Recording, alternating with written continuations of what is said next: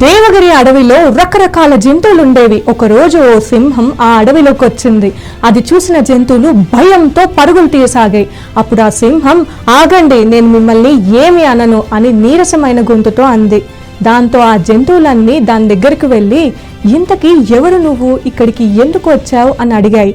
నేను పక్క అడవి మృగరాజుని అని బదులిచ్చిందా సింహం. మృగరాజు అయి ఉండి ఇలా రావడం ఏంటి, అసలేం జరిగింది అని ప్రశ్నించింది ఎలుగుబంటి. మీలాగే మా అడవిలో కూడా చాలా జంతువులు ఉండేవి. నేను అవసరం లేకున్నా ఇష్టం వచ్చినట్లుగా వాటిని వేటాడాను. దాంతో చాలా జీవులు చనిపోయాయి, మరికొన్ని భయంతో పారిపోయాయి. ఇప్పుడు తినడానికి ఏం దొరకట్లేదు, కనీసం నాతో మాట్లాడడానికి కూడా ఒక్క జంతువు లేదు. అందుకే ఇలా వచ్చానని బదులిచ్చింది సింహం. సరే అయితే ముందు మా మృగరాజుని కలుద్దువు పద అంటూ దాన్ని తీసుకెళ్లాయి జంతువులు.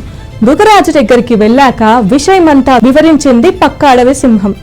మీ అడవిలో మంత్రి ఆ జిత్తుల మారి నక్కే కదా అడిగింది మృగరాజు. అవును, ఆ విషయం మీకెలా తెలుసు అడిగింది సింహం. అది ముందు మా అడవిలోనే ఉండేది. ఎలాంటి కష్టం లేకుండా ఆహారం తినడానికి ఇలాగే జంతువులను వేటాడమని, దానివల్ల అందరికీ నేనంటే భయం ఉంటుందని సలహాలు ఇచ్చేది. దాంతో ఇక్కడి నుంచి తరిమేస్తే మీ అడవికి వచ్చినట్లుంది. దాని మాటలు నమ్మి నువ్వు ఇంతవరకు తెచ్చుకున్నావు. మంత్రి సలహాలు తీసుకోవడం మంచిదే, కానీ అవి ఎంతవరకు అడవికి మంచి చేస్తాయో ఆలోచించాలి.